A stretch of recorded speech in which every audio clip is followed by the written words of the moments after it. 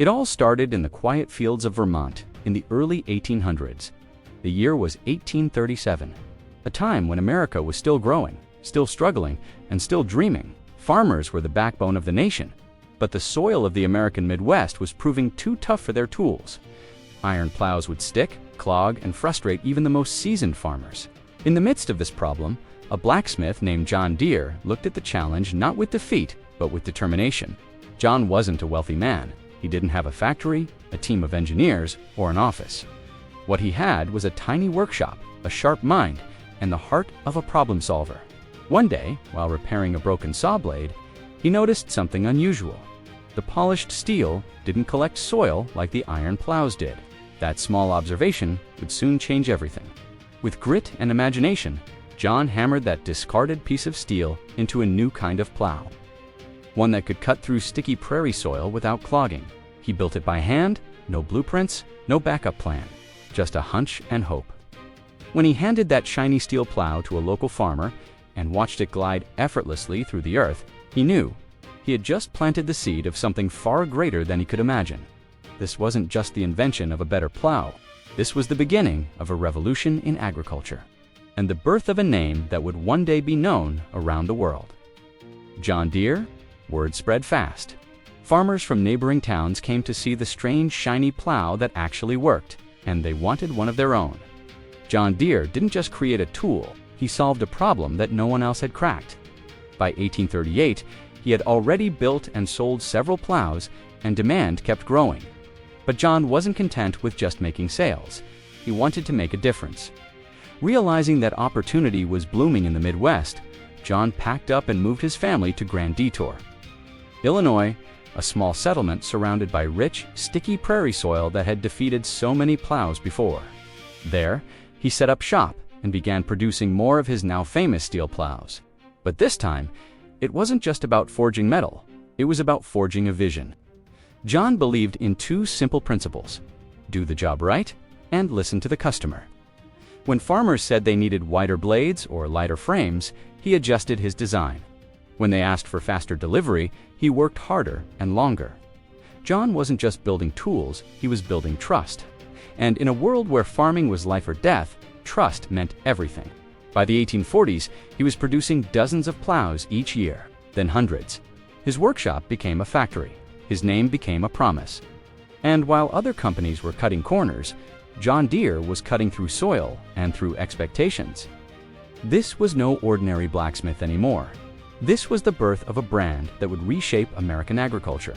By 1850, John Deere's plows weren't just tools, they were symbols of progress. As more settlers moved west, chasing the promise of fertile farmland, they needed equipment they could depend on. John Deere delivered. Together, they transformed the humble workshop into a full-scale manufacturing company. By the late 1850s, Deere's factory in Moline, Illinois was producing over 10,000 plows a year, a staggering number at the time.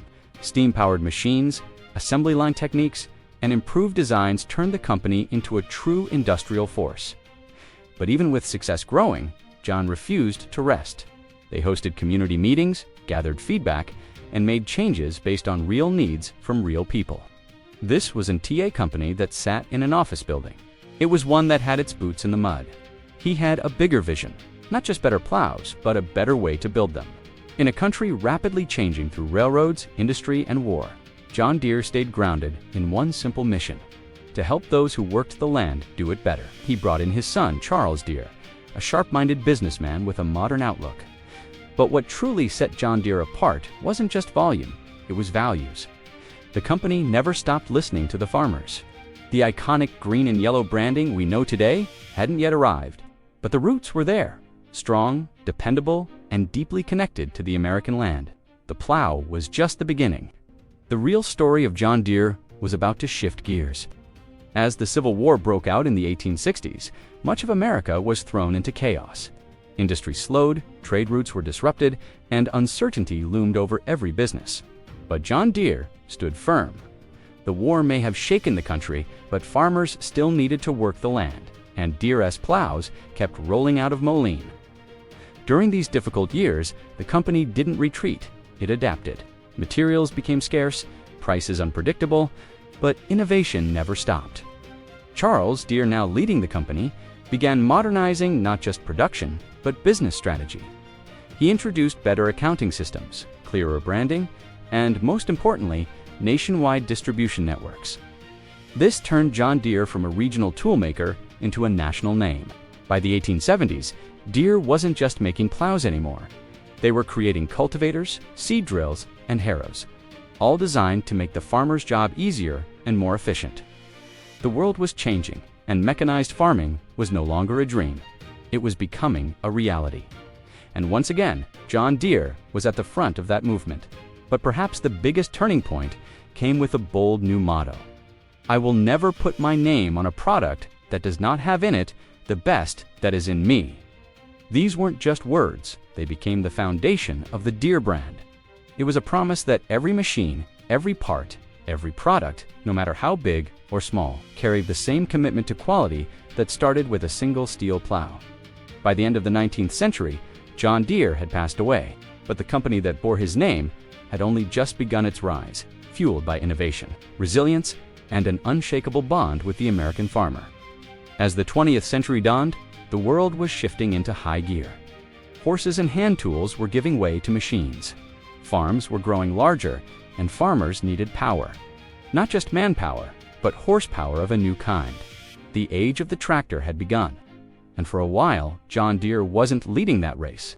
Competitors like International Harvester were already building tractors and making noise in the market. For years, John Deere held back, focusing on what it did best: tillage equipment. But in 1918, everything changed. Deere made a bold move by purchasing the Waterloo Gasoline Engine Company, a small Iowa firm that had already built a working tractor. The Waterloo Boy, it was a gamble, and it paid off. The Waterloo Boy became John Deere's first official tractor, and farmers embraced it. It was rugged, dependable, and powerful. Everything they had come to expect from the Deere name, now on wheels and roaring with life. From there, John Deere went full throttle into the tractor world. The company didn't just build machines, it redesigned them, making them simpler to operate, easier to maintain, and more efficient in the field. In 1923, the Model D was introduced, a tough two-cylinder workhorse that would remain in production for nearly 30 years. It wasn't flashy, but it got the job done, and for farmers, that's all that mattered. John Deere was no longer just a plow company. It was now a full-scale agricultural powerhouse, changing the way America, and soon the world would farm.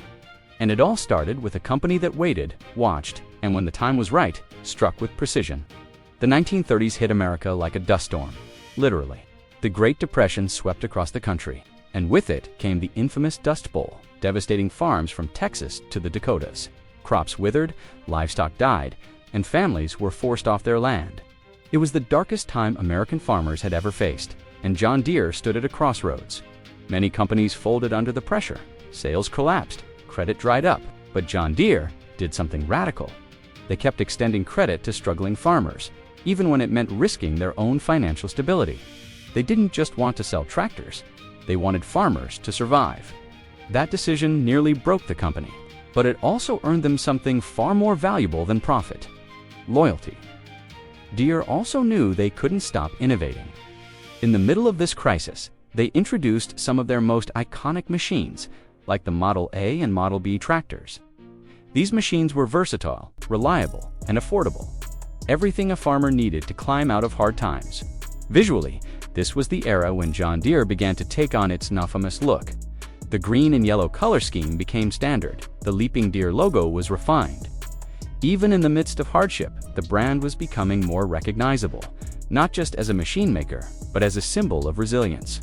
While others downsized or disappeared, Deere dug deeper. They believed in the people who fed the world, even when those people had nothing left to give.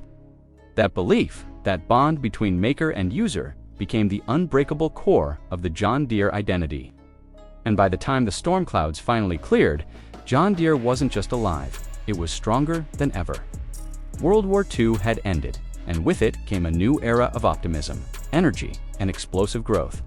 America's cities were expanding, factories were humming, and farms, once quiet and isolated, were rapidly modernizing. The baby boom wasn't just about families, it was also about food.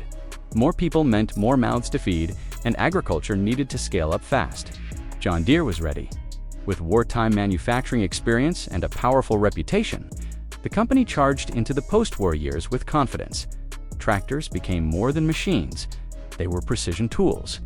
The introduction of the John Deere model, R in 1949, marked the company's first diesel tractor, setting the stage for a new generation of power and performance. It was a beast in the field and a symbol of the company's future. At the same time, Deere expanded beyond tractors. They began designing combines, planters, and specialized equipment for crops of all kinds. From wheat in Kansas to cotton in Mississippi, John Deere became a nationwide partner in productivity. Farming was no longer a slow sun-up-to-sundown chore. It was becoming a high-efficiency mechanized operation.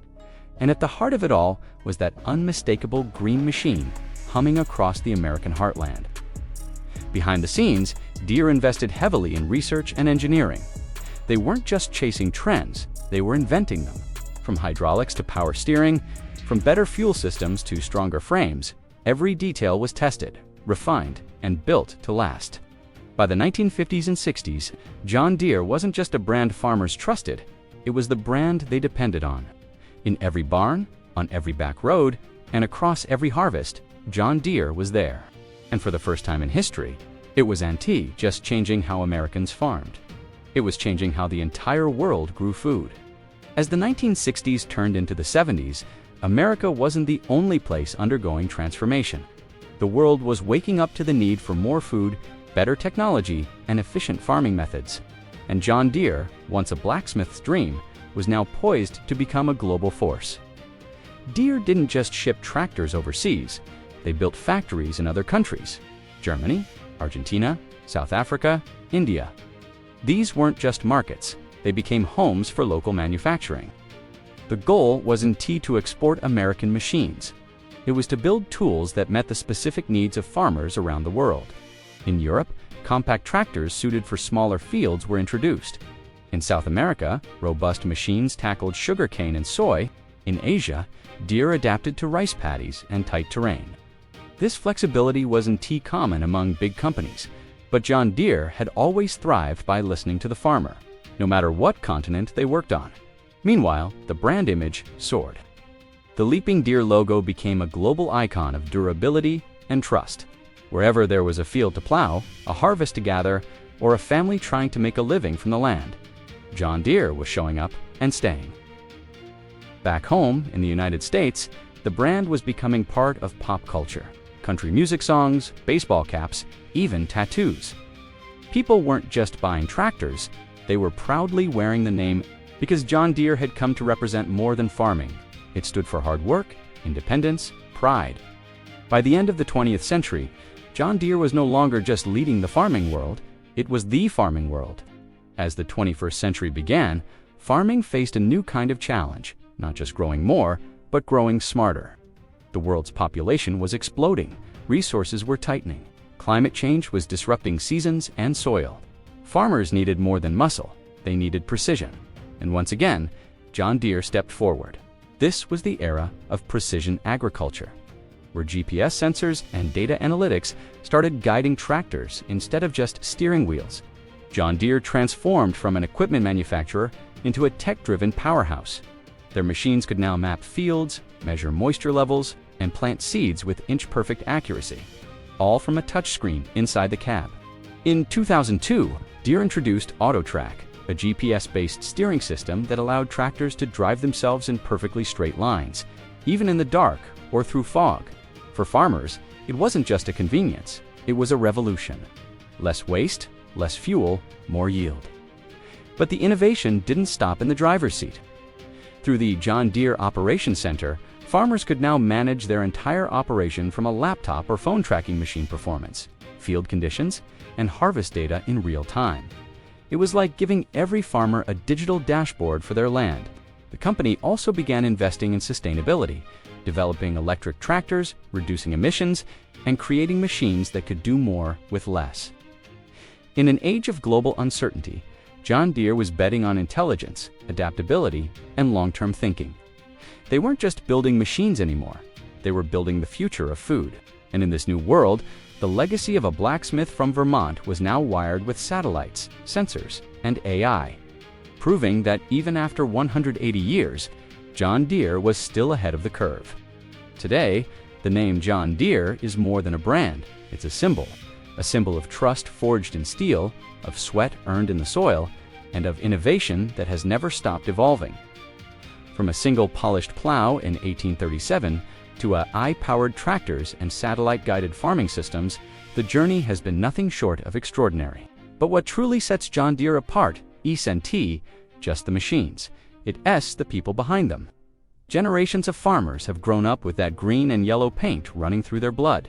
Grandfathers pass down tractors like family heirlooms. Children ride in the cab with their parents during harvest, watching the sun rise over golden fields. For many, owning a Deere isn't a business decision, it's a badge of honor. The company has weathered wars, depressions, market crashes, and natural disasters, yet never lost sight of the farmer.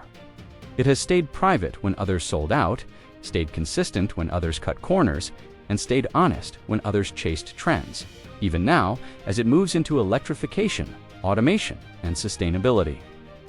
Deere remains anchored to the values John himself laid down nearly 2 centuries ago. Build with integrity, solve real problems, and never forget who you're building for. The untold story of John Deere isn't just about machines or money. It says about one man, an idea that grew into a global movement, one blacksmith, one plow, and a world that was never the same again. Because when you change the way the land is worked, you change everything.